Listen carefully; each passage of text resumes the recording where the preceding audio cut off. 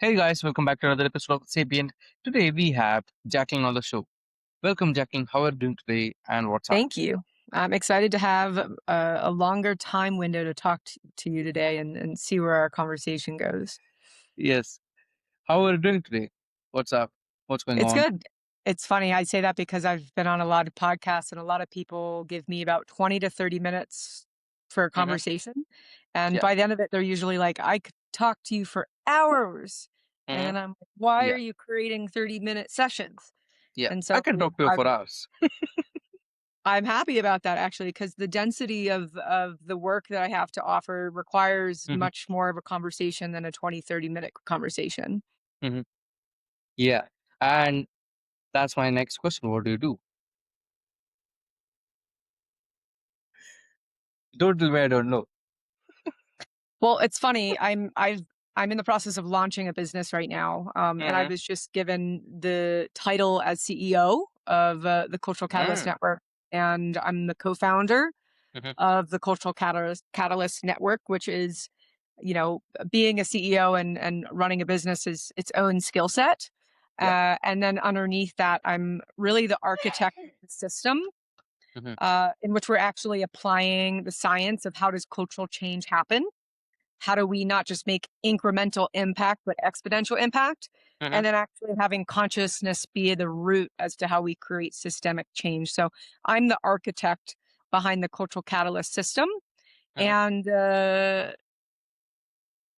I'm a systems builder, I'm a systems thinker, and I'm also, a transformational expert as well for hmm my own journey and being brought to leaders and eventually people in positions of greater leverage than others. So um, it's funny because I'm doing a lot of new things in the last 6 months hmm or so, just because we're launching a new business, and I'm stepping out of who I've been hmm into someone new right now.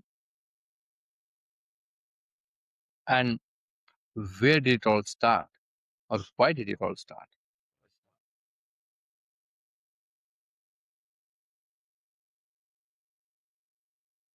About a hmm decade ago this month actually, I fasted on water for 36 days. hmm And my life I often describe as like before the fast and after the fast, hmm literally BF and AF. hmm And life has required me to master myself hmm because of the calling that I felt to do that absurd act. hmm And Yeah. in doing so, I've gotten the pleasure and the great honor of being able to help other people. hmm And now actually being able to do it at a systemic level, hmm because I've seen from my own work and, helping bring, consciousness elevation to not just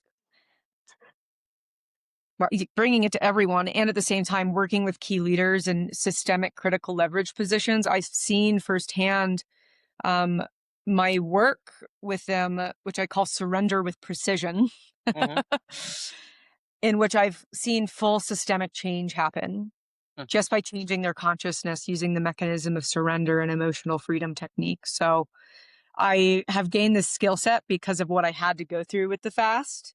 And I've continued to give myself over to God to get out of that into what I'm here to do. And I believe what I'm doing with the Cultural Catalyst Network is literally my dharmic work. Yeah, why the fast? Like, what was the reason behind it? And Yeah, why so exactly like 36 days? it's crazy. First of all, I just want to acknowledge that, and I don't put a go green light on it for anybody. It was definitely a calling that I could never have predicted. But at the time I was, healing my body, and I was having trouble sticking to the protocols they have when you're like healing your gut and your hmm blood sugar and all that type of stuff. And I noticed that I was addicted to food. And I noticed it initially when I started on a juice cleanse. I was like, wow, hmm 80% of my mental energy is spent on food. Yeah. And then I found out about water fasting, hmm never having heard of it ever in my entire life. And I did a little research on it. I was like, sounds really interesting. It's like one of the world's oldest healing modalities, and it hmm happens to produce spiritual experiences, which I didn't even know what that meant. So there was definitely a pick of interest, and Mm-hmm. ultimately there was enough of a drive within me to want to heal myself, to help do what I'm here to do, that it Mm-hmm. was able to help pull me forward through the inevitable challenges of being hungry for a long period of time. Yeah. And Ganesh, what I often tell people is, and what most surprises me, because I didn't know this about myself at the time when I fasted, Mm-hmm. was that I am extremely determined.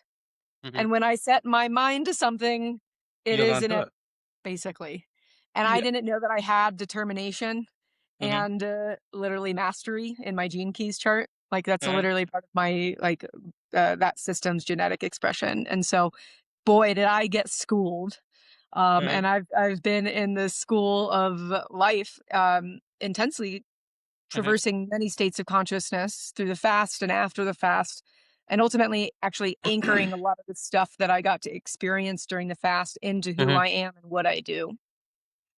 And how many times in those 36 days did you want to give up? It wasn't an option. To be more specific too, like the only like the biggest challenge of it, because the first 3 days are the hardest because your Yeah. body needs to go into ketosis. That sucked, no doubt Mm-hmm. about it. And most people stop fasting before 72 hours, and then it Yeah. gets easier after 72 hours. Mm-hmm. The ability I to mean, it's sit. not, it's definitely not easy. It just gets easier. Yes, 100%. Yeah, it gets easier after 72 hours. Thank you Yeah. for correcting me. But I remember choosing to sit with, the feeling of hunger. Mm-hmm. And what's so interesting, hunger is totally a vice, right? When I Yeah. hear like, the stories of Yeshua, who's like, what were like the little sins that like tried Mm-hmm. to get him off his spiritual path? Hunger was one of them. Mm-hmm. 'Cause it's this, like, feeling in the body that you feel in your whole body when you're hungry. That's why people often Mm-hmm. say that they're starving when they're totally not starving, right? But, Yeah. and then actually being able to sit through that feeling of being hungry, Mm-hmm. because I had a vision for the future that was greater Mm-hmm. than the challenge and the discomfort of being hungry. So I was able to sit through that discomfort over and over and over again. Got it. And did you have in mind the number of days, or was it like, let's push as much as we can? I wanted to go to the point where my body didn't have any more body fat left, Mm-hmm. because there's actually, like, I was working with a nutritionist at the time, and she was doing this thing where she was measuring my body fat percentage, and I could actually Yeah. see how much I was losing, about 2.5 pounds a week. Okay. And I'm like 130 pounds. So like 2.5 pounds a week, basically. And I could Yeah. with precision was able to know how much I should fast Yeah. given that rate. And I also made a mistake Mm-hmm. because I had direct knowing for weeks on end. And at the end of the fast, when I got hungry, that the I didn't correctly identify Mm-hmm. the full body neck experience of hunger, and I waited 3 days past when I think my body was done. Mm-hmm. So I think I would have been done on 33 days, honestly, and that would have been Mm-hmm. better for me. But that was not my path. Yeah. How much pain did your body just generate in those days? How much Especially, what? how much pain did your body generate in those times as a symbol of resistance to what you're doing? How much did my body change, and how much did it? No, how much did it hurt you? Like, how It much did your body produce pain to kind of oh, got resist it. what you were Yeah. trying to do? So the body actually liked it for 33 days. Mm-hmm. Like there's this picture of me on day 33 or so, and my eyes are like crystal clear, and I am just there. Mm-hmm. Yeah. And then day 34, day 35, day 36, some of the spiritual gifts that I had during the fast, like direct knowing Mm-hmm. and complete presence and even timelessness, Mm-hmm. I started to No, no, I'm here. I'm here. I'm here. we're good. I started to lose the direct knowing, Mm-hmm. and my motor function started to get worse.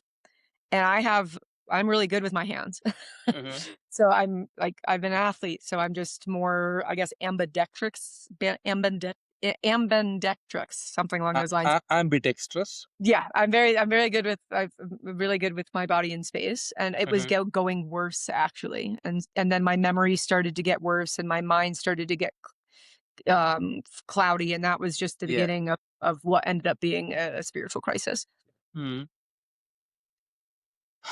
Yeah, so you get that kind of clarity, right? Let's say going through hell, right? Yeah. And then what did you want to do with it? Like, what did you want to do with clarity? What did I want to do with the clarity? Yeah, because Well, all of a sudden you got this gift, right? yeah, totally. Yeah, which you did not want in the first place. You're not, Well, like, right? I had no idea that love is something that's completely impersonal to us and flows through us like water. Mm-hmm. I had no idea that synchronicity was just commonplace. We just weren't attuned to it. And for me, like, again, like who I was before the fast and after the fast, it opened me up to a reality that I didn't even know was there. And I wasn't studying the stuff that wasn't commonplace in my culture. I grew up Jewish, so I didn't grow up, studying consciousness or altered states or anything. Like, I had no idea what I got myself into, but it was enough that it reoriented me to what was important actually. And I found purpose in the integration after the fast, because it wasn't rainbows and unicorns and enlightened masters. It was hell for years actually, because I didn't have the skill set to integrate what I had happened to me. I actually had to ask for help, and I went through wilderness therapy and mindfulness based everything, and have meditated at depth and found a number of skills for ascension to actually have that experience not just be a short period of time, but something that actually changed who I was. And the whole thing that's brought me through the challenges has been being of service in alignment with my purpose. Got it. And what's your purpose? Well, right now, what I'm doing is I'm actually creating the infrastructure by applying the science for leaders who are wanting to catalyze culture.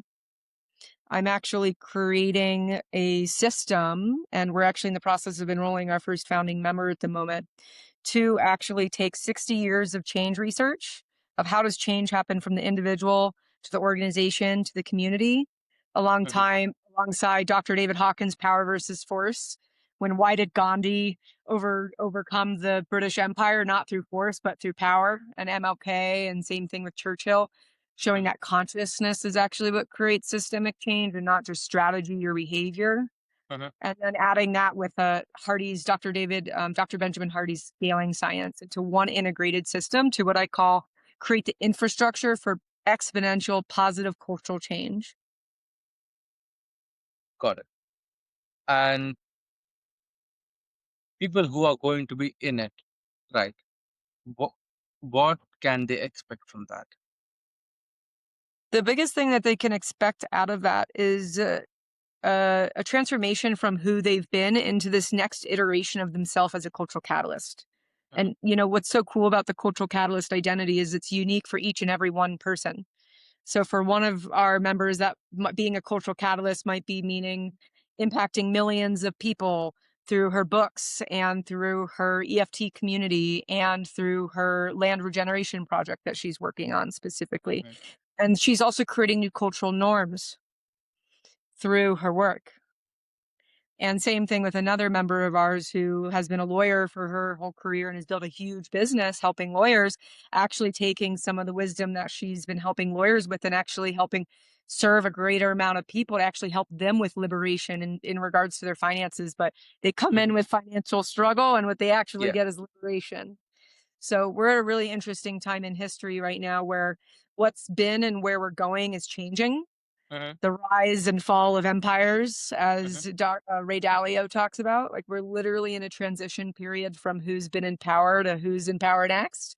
And that means that the systems that are around us and the way that we live and the relationships that we have and the way that we function as human beings is literally changing right now. And what we're doing with the network is actually bringing together peers who are actually in positions that they can actually help create a new culture, to actually create these new social norms, these new cultural norms, these new ways of being, these new structures. We literally get to redesign the culture that we live in right now. Got it. And sorry, yeah. w- how would you define a culture catalyst, right? Because Mhm. not everybody would be at the first glance would understand the concept or even can fathom what it is. Yeah, totally. It's funny. I have this. Let me grab it. I We're in the process of getting a trademark at the moment, and I had this conversation with the attorney yesterday. Uh-huh. So I got really clear as what this was. And a cultural catalyst is a leader who shifts culture itself, which is the invisible network of shared norms, consciousness, and structures that connects every level of a human system. They do this through resonant relationships characterized by shared vision, shared compassion, and shared energy. These relationships create a positive emotional contagion that spreads new norms, new behaviors, new ways of being, and new structures across the network, which is literally applying 60 years of change research to where we are as a species right now and actually using it to create a new culture.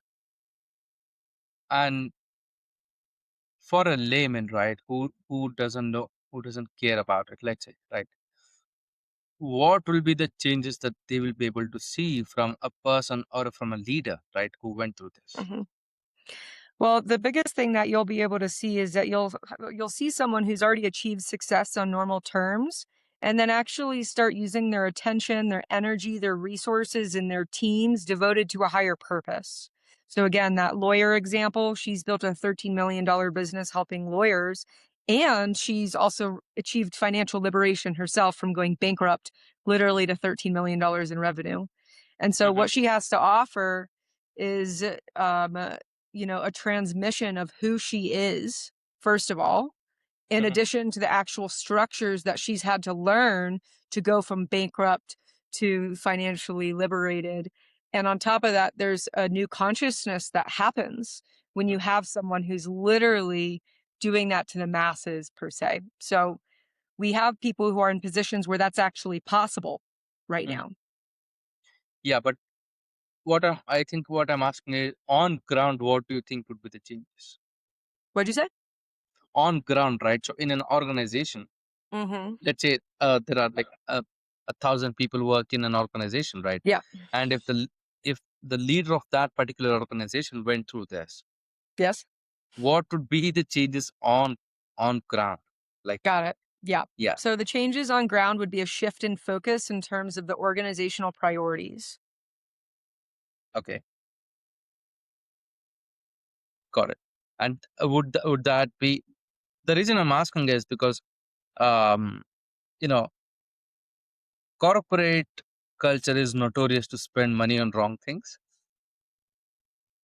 right?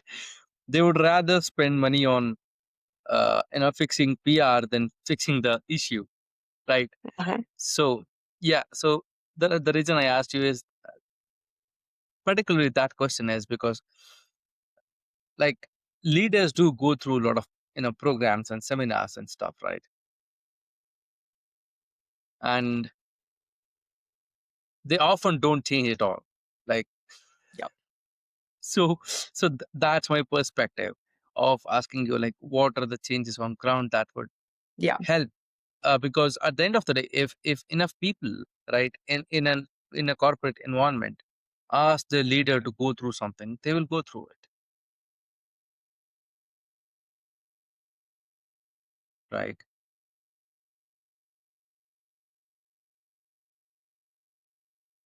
So yeah, what do you think about that, like, just in terms of a wider scenario where there are like thousands of people who are wanting their C-suite leaders to go through this program? Well, at the end of the day, this program is not for everybody. It hasn't been designed for everybody, and we know that the people who are wanting to do this right now are more on the pioneer side of things, and we're okay with that, and that's who we are too. As far as larger organizations where the organization and the team itself is wanting the leader to make changes, Mhm. when it comes to making an actual change, what the science says to us is that it's not based off of what people think you should be or want you to be. It has to be based off what you want for yourself. Mhm. And so when it comes to leadership, part of what actually instigates a change process, which is in this situation what's called a tipping point, and it could occur where everyone's like, fuck this, I don't want to be here Mhm. unless you change. That's a tipping Yeah. point that can get a leader to change. And same thing with like high, turnover rate. That's another thing that could get a leader to change specifically. But Yeah. this work that I'm talking about with the Cultural Catalyst Network, this is a calling. And this is not something that the organization is going to decide for the leader. It's going to be the leader that feels something within themselves that's greater, that's ready to express itself. Mhm. And they are ready to step into that next iteration, even if that means stepping into the unknown. Got it. Got it. And as you said, right, since you are still in the early process of, like bringing in people, um, where do you see this, let's say, in the next 5 years? Like, how many members or how many people would have actually impacted the world who came out of this program and stuff? Yeah. So the interesting thing is this is a twofold question because the people that we choose to enroll in the container, Mhm. what we're looking for, one of the things what we're looking for is that they're in a position with great amount of leverage so that they Mhm. could impact thousands, tens of thousands, maybe even millions of people specifically. That's the beauty of getting to work from the top is that you have ability to impact a lot of people. So that's the first part of things. The second part of things is the scaling process to actually get this from being a fringe idea and Mhm. applying science in a new way, even though it has been applied and creating it conditions for it to actually work. We acknowledge that that's step one, but we've already also actually mapped out where we're going because we need to start with the end in mind. So, step one, fill it. Step two, optimize it. Step three, multiply it. Step four, make it go mainstream. Got it. And I would say, what's the definition of mainstream? I honestly, when I think of mainstream, I think of what Hormozy's done the last 2 years. He went Mhm. from being someone who I really didn't know, but he was in my face all the time. Why was he in my Yeah. face all the time? Even though I wasn't clicking on his stuff, right? He Mhm. shifted his strategy to being brand presence. Literally, Mhm. 80% of his time went to being visible, which Mhm. he became a name that everybody knows, just like Tony Robbins. Yeah. So that is how we do that. And we're not there at this moment in time. We're in the phase of filling it. And at the same time, we have an amazing team of individuals who are really excited about what we're working on and want to actually work with us to really create a new culture because people feel that need at their heart right now. Got it. So, um, when you look at people like Hormozy, right, like they do draw a certain level of criticism in what they do, Mhm. Yeah, right? for sure. I mean, they're not clear of criticisms, and because just like because just yesterday I saw a ridiculous dig at um Hormozy, and I kind of giggled a little bit because the person who was talking about Hormozy was not as, I would say, hardworking as Hormozy, right? But but they had their own opinions about Hormozy and the way they work, right? Mhm. So how do you counteract that? Like, do you have a strategy in mind when people go, okay, this is not something that's right, or this is wrong, or whatever? How do Mhm. how do you plan to counter that? Yeah. That's fair. I mean, duality is really challenging, and that's where we just get totally into issues as humans, right? Because we think we're right, or we know what's best, or we have our position of reality. Hmm. So, coming at with a grain of salt, because that's just the nature of consciousness. And you were right on. Like you smiled as you said this, because it is the real reality of being a public figure is that it comes with a lot of projection. So I've actually been processing this past week as I realized that that's the final gateway to get this thing really, at a Yep. at a world level right now. And at the same time, one of the things that I'm extremely grateful for with the fast is that Hmm. I can find inner peace regardless of my external circumstances. Yeah. Yeah. I kind of agree. Because have you seen Key and Peele's comedy sketch where they say, you know what to do with cyberbullying, and he just shuts the laptop. He's like, yep, it doesn't exist anymore. you know, it is. it is that easy to disregard what sometimes people are trying to say or take a dig at. Very, yeah. And, Right. I'm also an advocate of like, surrender is like my all of me. I Mm-hmm. am fully surrendered and continue to surrender and live for the rest of my life. And part of my surrender practice is, letting life in. And that Mm-hmm. includes the bad stuff and the Yeah. uncomfortable stuff and the icky stuff and the shameful stuff and the gross stuff, right? And feeling it and letting it go, Yeah. right? Like, I am just going to help, like, and I keep imagining myself like with, it's been a decade of immense transformation on my side. And I'm like, I'm just getting started. I have the skills Mm-hmm. already. It's just, so I'm just going to keep having life give me more and more. And I'm just going to keep letting go of myself Yeah. and getting higher and higher. True. Because yeah, I also feel like we should not take life so seriously. Like Hmm. it's okay, like it doesn't have to actually work out as exactly you had planned. Right. Um. Yeah, because there is this guru or saint in India, and one of the people went to seek his blessing, and the saint said, "I hope your dreams never come true." And that person was offended. He was like, "What the fuck?" Like like Yeah, totally. what do you mean? Like my dreams will should not come true? He said because you're dreaming of a mango when you have a whole tree waiting for you. Yeah, So exactly. I hope the mango doesn't come true because there is a whole tree that's 100%. waiting for you. Yeah, The universe has bigger plans for you, and 100%. you, by demanding mango, the universe says, okay, like if you are content with just a fruit, there you go. Like so, yeah. I mean, I feel like I agree with what you said. Like just experience life, right? And yeah, just see what happens, right? Hmm. And because you had this journey, right, and it's not like a day or two, right? It's more than a decade, as you said. It's It's a got to a long decade. journey, right? Yeah. And Hmm. also the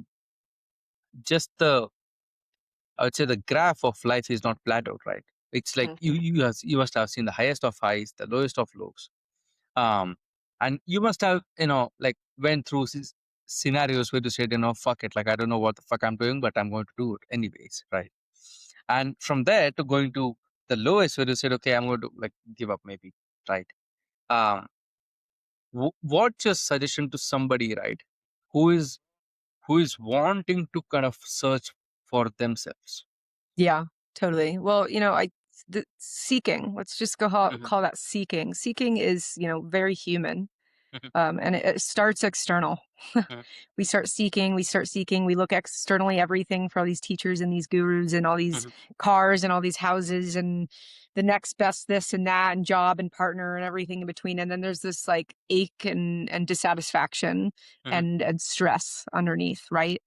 And sometimes that, changes in someone's life and sometimes that doesn't, right? It's not up Hmm. to us as to whether or not they awaken this in lifetime. But at the same time, there are also periods of time where something happens, right? It's a Yeah. tipping point where Hmm. their life beforehand was one way and then their Hmm. life afterwards was another way. Yep. And tipping points can come in two different ways.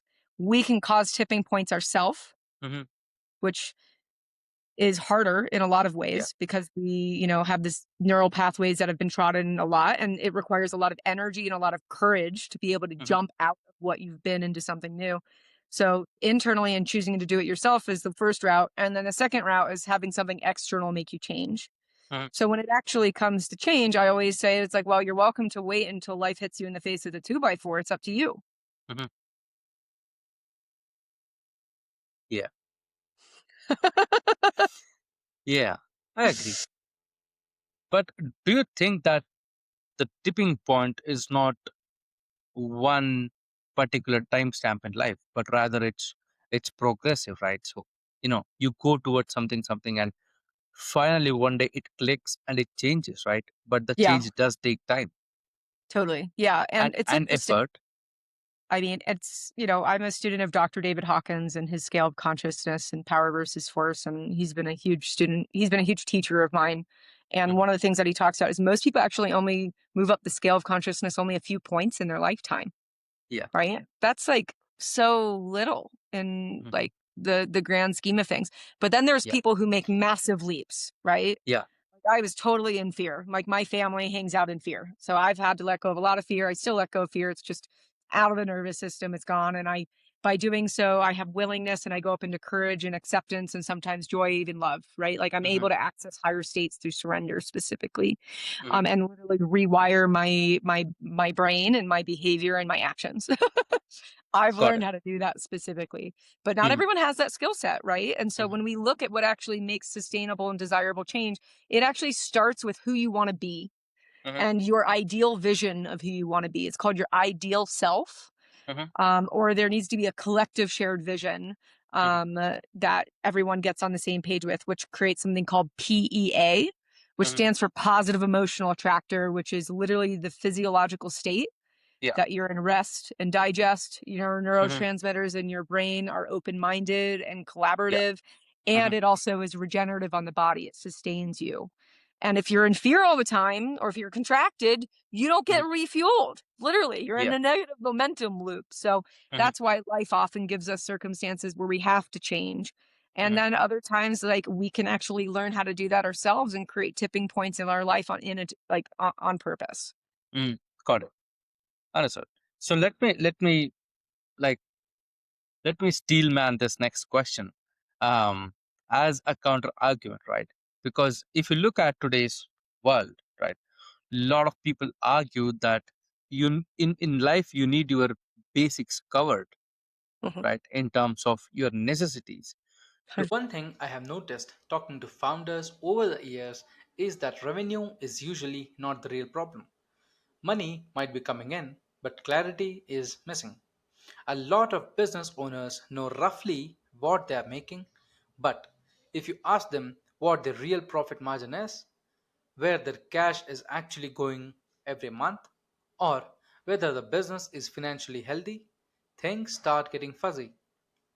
That's exactly the problem PW Bookkeeping focuses on solving. They work with entrepreneurs and small businesses who have grown to the point where spreadsheets and guesswork are just not cutting it. And instead of just generating reports and disappearing, they stay actively involved with your numbers, helping you actually understand what's happening inside your business. They have worked with over 100 companies, and their approach is built around regular communication, practical financial insight, and helping owners take better decisions with real data. They are confident enough in that approach that they even offer a money back guarantee tied to how well they communicate with clients. So, if your business is growing but your financial clarity isn't keeping up, it might be time to get a professional set of eyes on the books. You can learn more at pwbookkeeping.com or give them a call directly at 801 623 0722. Again, that's bwbookkeeping.com or 801 623 0722. The website link will be in the description.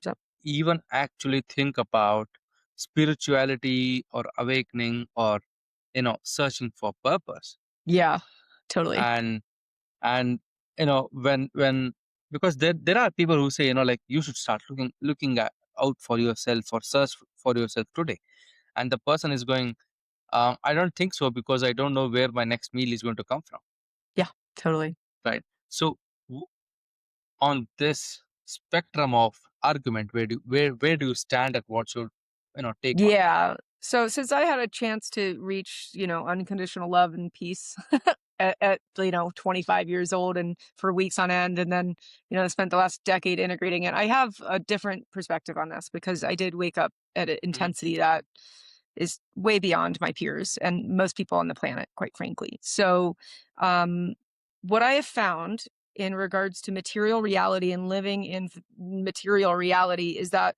my perceptions of what I have and what I don't have, or if I don't Hmm. have it at the time, or if there's not enough, is just completely perception. Hmm. That is the mind saying what it thinks it is and reiterating all of its fears literally in real time. And, I actually, as soon as you were asking me this question, I thought of Yogananda specifically and how he would just like at the beginning of his book, Autobiography of a Yogi, he was talking about just like going around India and he was always supported.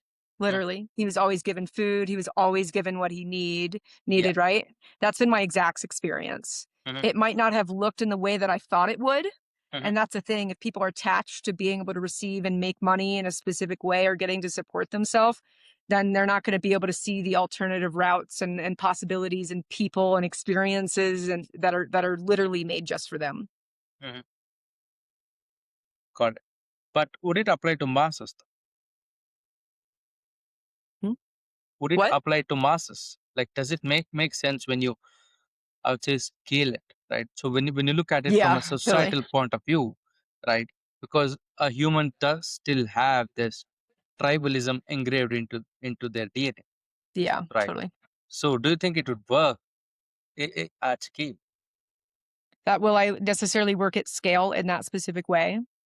Yeah. I mean, I could see both sides, honestly. There's the yes and the no, right? Because there have been people around me that have provided resources for me that I've needed. And that's been part of the flow. That's been part of God providing for me exactly when I needed it. And at the same time, sometimes that's been me providing for me too in certain circumstances. So I don't want to say that one path is better than the other path. I think it's a yes and philosophy. And at the end of the day, what we're all seeking for is meaning. That's what we mean by purpose. We're seeking meaning and fulfillment. So, that Hormozy and Tony Robbins interview, Tony and Hormozy were like, you mastered the science achievement. Great job. Congratulations. That's more than a lot of people can do. You've done better than most people. And then Tony was like, and you suck at the art of fulfillment. That's literally what he said. And then he's like, do you agree, Alex? And he's like, yes, I agree. Right. And that's what we're seeking with purpose. Is we're looking, because the science of achievement isn't enough. What we think we're going to get from something out there is never going to fill us. That's why seeking brings us inwards. Ultimately, all the energy that we spent reading and chanting and wearing the special robes and taking the medicine and dancing around, all that stuff, it all needs to be brought back inwards because that's actually where the development happens. And that's where the change actually happens. Well, do you think there's a fine balance between internal and external seeking? Because 100%. you do need external seeking and external validation to even to understand that what you're trying to look internally makes sense. Yes, I agree with you. It's like the mirror philosophy of reality showing you what you can't see. Yeah. Right. Because because I come from a culture that understands this better, in terms of spirituality, right? And I see a lot of people talk a lot of internal stuff, and I'm like, yes, that's true, but you're still comparing that to external parameters, right? And you are able to say, okay, this is right or wrong only by comparing that to external parameters. If external parameters did not exist, like there is nothing to compare it to, or there is no set, I would say, parameter or a point of interest to work on, right? And I asked this question a few years ago to somebody who was a bit more spiritual, right? On the podcast, of course. And I asked them, do you think universe provides you these external distractions so that you appreciate the internal peace? It's a very this or that type of, do you think this happened because this happened? So it is a causality, right? Yeah. And we live in a paradigm where there is causality, and we also live in a paradigm when there's nonlinear causality. Yeah. So I think, and what I notice about people in our culture is that they don't understand duality at all. Like they're like, it's black a mental, and white. That's as far as it goes. Yeah. For the most part.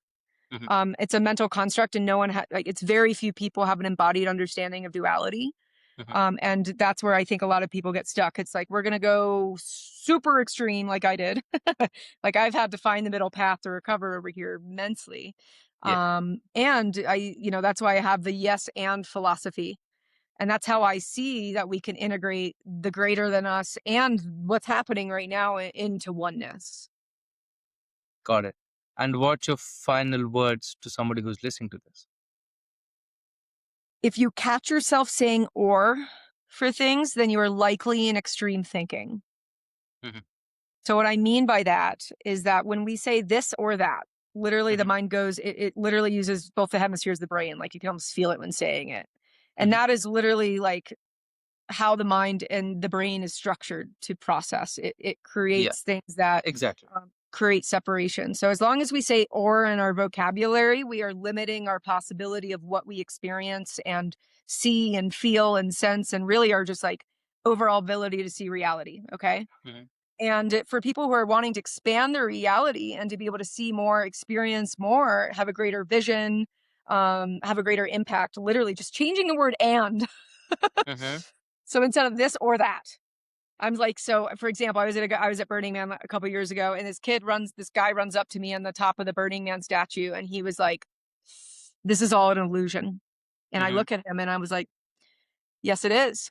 And it's Mhm. also not an illusion."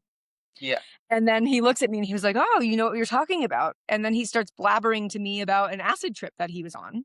Mhm. And could tell in his body that he was stuck. Literally, I was like, his brain was trying to figure out the acid experience, and I was like, "Will you Mhm. just give yourself permission to never understand it ever?" Yeah.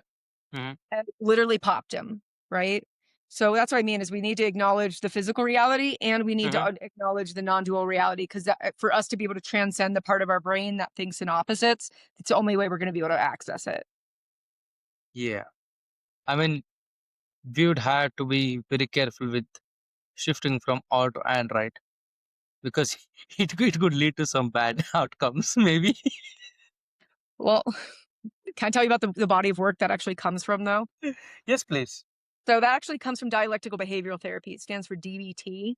Mhm. I was in it years ago. It's a mindfulness-based practice that's based, there's a bunch of skills that they teach you, and it's primarily for people with bipolar, which I wasn't, but like it Well, was something that they but I feel like the main argument for that is you have to be very, I would say, mentally um accurate to switch from or to and, yeah, because it can very easily lead you to into a bad path.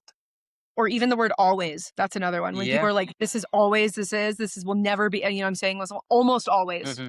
Yeah. Because there has to be a room for potential otherwise, basically. Yeah. So Yeah. I So guess what you're trying to say is pick one, but have enough room to accommodate another. yeah. Yeah. As soon as we're saying this is the thing and nothing else is possible, then we're in extreme thinking. So Yeah. it's like, Then you what if I become the actually, president. well, that's where pride is on the scale. And it's very, very easy to attack pride Yeah. because it's not integrous, it's not whole. Yeah. And also, it's not quantified, right? Like, how do you quantify pride, and how do you compare how much pride do you have versus me, right? So it's like, Yeah. it does not have a scale. Um, yeah, it's an interesting topic, and um, like once you get into this, right? Once you get into this, um, I would say zigzagging of internal thoughts, right? Because we are kind of touching a lot of other thoughts, and we're only fixated on one concept and we work on, right? Because I think that's why we become good at it, right? Mhm. Because if it was just a surface level thought, we could never become good at it, right? um what do you think is the first step towards actually understanding themselves? Having a reason to, Mm-hmm. having a why, something that pulls them to want to understand themselves. Mm-hmm. And It has to be where greater does than that themselves. gravity come from? I mean, that's what people I believe are seeking. Actually, Mm-hmm. they're seeking higher purpose. They're seeking a reason to do something, and people find the most interesting things to devote their life to. But it could really be anything as long as it's outside yourself, and ideally not a negative entity or Satan or Lucifer. So, um, uh, it's I don't know, Jaclyn, because I have had Satanists before on the podcast. have you? Yes, I am. I'm in the realm of thought of not spending time with them unless I need to let go of it myself. Correct. Yeah. Yeah. I mean, I'm a storyteller, so I'll talk to anybody. Yeah, that makes sense. But I honestly, when it comes to finding purpose, 7 or so years ago, I was brought The Gene Keys by Richard Rudd, Mhm, which is a system on how you, unlock your purpose hidden within your genetics. And, mhm, one of the things that I've learned and is that, there's actually, so the maintenance person in our building this past year, he had this like terrible health thing that happened. He like literally went on leave after that. And I gave him Dr. David Hawkins' book, The Surrender Mechanism. mhm, And I wrote in it that he'd mentioned that he always enjoyed how happy I was. He didn't know why I was so happy and so loving, but he really appreciated that part about me. And I told him the reason I was that way was because I turned my shadows and my challenges and my hardships into gifts. mhm. Got it. So finding purpose literally can be in, becoming something different. Mining, Mhm, it's like finding the gold from the hardships that we have and the struggles that we have, and the good things too, right? There's gold in the celebration, and then the manifestation and the wins and all of that type of stuff. But mhm, there is purpose in the that as much as there's purpose in the good. And if we can really reap and suck the marrow out of that experience by experiencing it fully, mhm, right? I mean, sensationally, physically, emotionally, mentally, spiritually, in this, all of it, right? If we actually let life, hit us and let us actually experience it, that is where mhm. we actually find living. Yeah. Yeah. True. So, it's a hard topic to even, to digest, right? It's not something that's simple, but it's also very simple, right? If that makes sense. It seems obvious on the other side of it that your purpose is not what you do, it's who you are. Yeah. And what Yeah. you do in life, your purpose becomes a manifestation of who you are. Yeah. And it's flipping Newtonian physics on its head. That's exactly my next question was, is why people who are very spiritual, right? I have seen them vilify physical worlds like passion. For example, if a person is passionate towards, let's say, racing, like car racing, right? Let's say that's their passion, right? And then a bunch of spiritual people say, no, no, that's not your passion. That's Yeah. just your temporary fascination. And that person like, I don't think so, because ever since I was a kid, I wanted to race, and I'm like 50 or 60 years old now, and I still want to Totally. race. So, you Yeah. know, that is my passion. You can say whatever you want about it, Yeah. right? And then it leads to a whole conversation of, it is y- like a spiritual person's fascination of standing out from the crowd, right? Because a lot of these people want to. I'm just steel manning this conversation, if that makes any sense to what I'm speaking, right? So they say, you have this fascination or passion towards exceptionalism, where you say, I am exceptional from the crowd and, from the tribe. And that's also a physical world passion, rather than the inner journey, right? Yeah. So where do you stand in terms of vilifying, passion that is very physical, like very, I would say, um, the real world passions? Mm-hmm. Interesting question.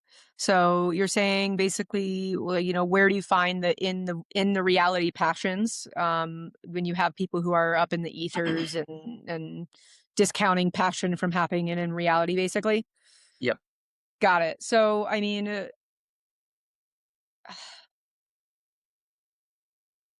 for me, when I hear that, I see there's two sides. Hmm. Of course, So there's always is, I'm like, right? those are That's why two there is this sides right whole, there, Ganesh. debate, right?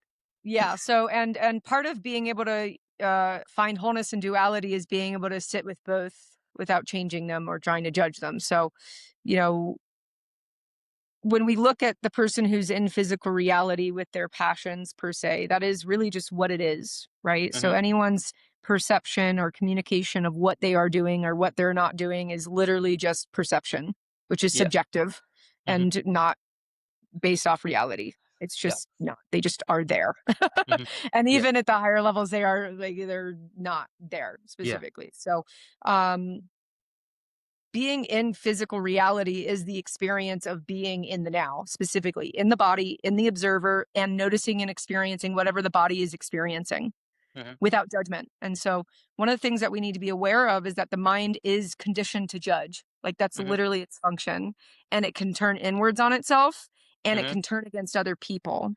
Yeah. And that's when we forget our literal interconnectivity. Mhm. And Yeah. that's literally not, a fault of us. It's literally a function of how the brain has been constructed. So Yeah. that's why a healthy dose of forgiveness and self-compassion is necessary when Yeah. it comes to, misinterpreting reality, Yeah. first of all. And that could be viewed for both perspectives, saying one person's right and one person's wrong, one's better than the other, one's worse than the other. These are all positionalities of the mind. Okay. Yeah. True. That doesn't get us anywhere. Yeah. I mean, I can give an example, right, of this Okay. conversation, or of this perspective. There is a Formula One driver. His name is Max Verstappen.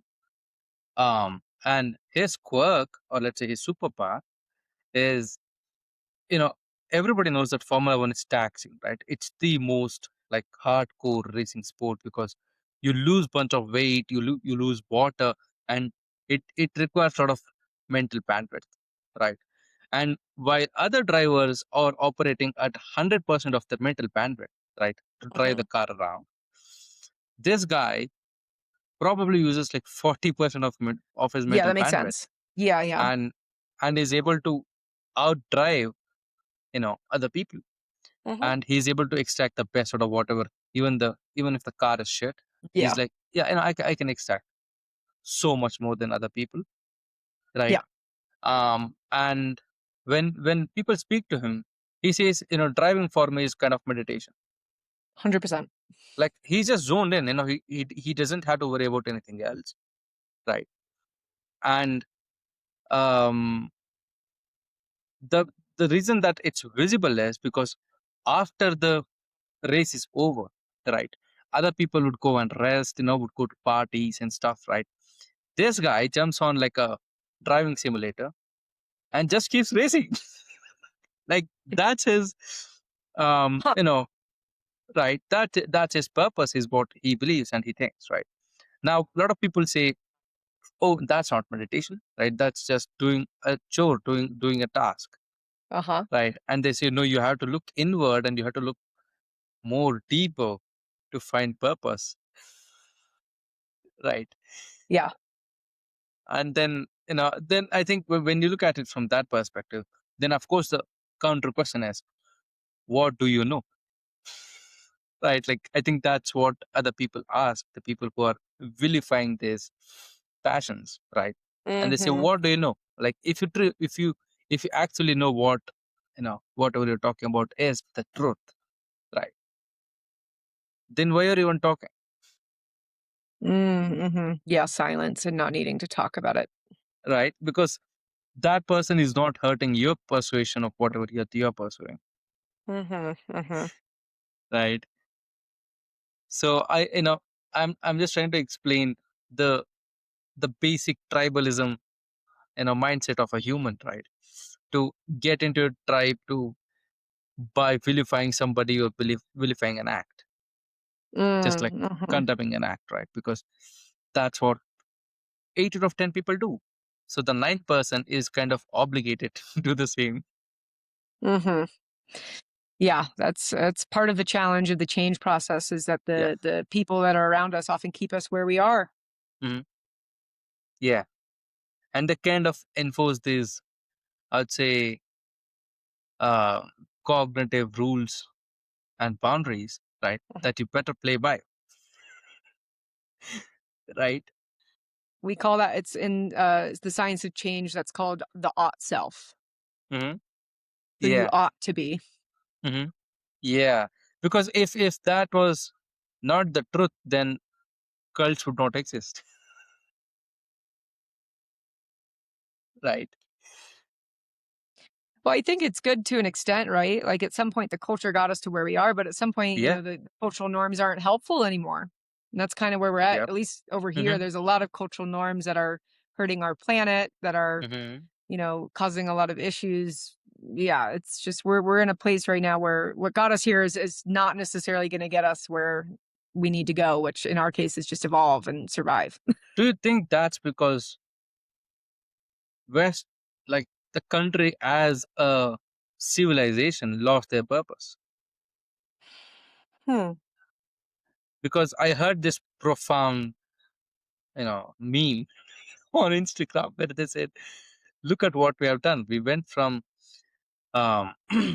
protesting against taxes on a beverage, right, to paying like insane amount of taxes, Mm-hmm. right? So, throughout the evolution of this civilization in the past, you know, 2 centuries, do you think, people kind of lost the original motivation? To change. Yeah, and to pursue what they're actually set out to pursue. I actually think it depends on the cultural norms of the country you're in, because I know, Yeah. for example, with the United States, like we are not, when someone goes off into a spiritual adventure, like that's the exception, not the Mm-hmm. norm.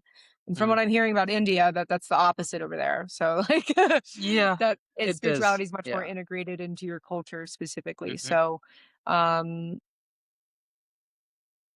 that is definitely something to do with whether or not people pursue purpose. But I think we're actually at a place right now where even though we have everything what we need, at least in like a first world country, we have everything we needed more, Yeah. right? And yet they're still miserable. Yeah. No, That's the problem. but do you think it's by design? I think it's a genetic expression, actually. Mm-hmm. So purposelessness, which Mm-hmm. is associated with selfishness, it's made up of basically, not living fully, being scared to live fully, and taking risks and making risky, adrenaline based decisions, and then also the fear of death, Mm-hmm. and then there's the fear of not living fully either, right? Yeah. So there's all these little gaps that and people, in my experience, is purposelessness is a dark place. Mm-hmm. It's literally called the gene key of embracing the dark side. Is Mm-hmm. purposelessness is the shadow, and totality is the gift, Mm-hmm. and immortality is the city of it, actually. So Mm-hmm. I think we actually have, like, I want to say state of emergency, but like an issue with the fact that people are feeling purposeless, even Mm-hmm. though they have everything that they need. Do you think And that's because they're socially disconnected? I think that's been more recent, actually. I think that's exasperated it for sure, Yeah. because Mm-hmm. the social I think that just disconnection. fueled the fire, right? Because Yeah, well, I mean, and what change science tells is that we need relationships to actually sustain change efforts. Like yeah, and 100%, it's biological. So, right? Because for example, when you talk about your body of work, right? yeah, You say, I read this person, right? I spoke to this person, yeah, right?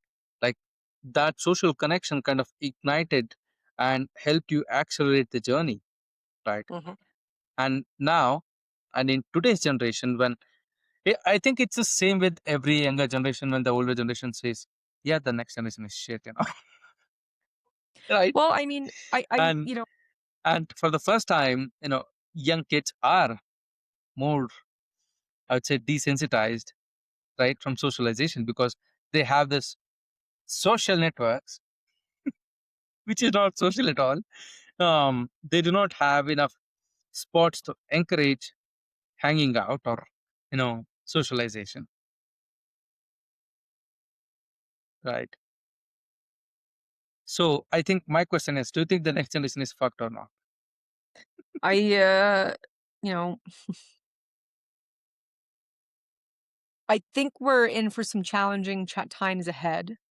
And I think it depends on how you frame it and how you view reality as to whether or not it's going to be hard or not. So when it comes to the younger generation, I'm a millennial, and Mm-hmm. some of the younger generation is on it in a lot of Mm-hmm. ways. Yeah. And then a lot of them are very disconnected because they grew up connecting to a computer instead of each other, and they don't have social skills. Mm-hmm. There's not emotional connection happening. There's not intimacy happening. Um, my biggest concern right now is that the mental health pandemic that we've already got going on, which I've heard some statistics on, but like the suicide rate and just like the suicidality of teens right now is highest it's ever been. And I Yeah. don't think that's um I'm currently helping to do something about that, thankfully.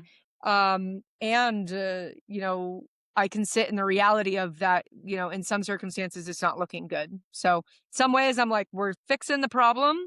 And the other side of me, I'm like, and it's still a problem. Yeah. Yep. That's, I think, the dark reality of, whatever is going on right now. Um, when it's just, I would say, it is confusing for a young person, right, to set out on something because there is all of these distractions that they have.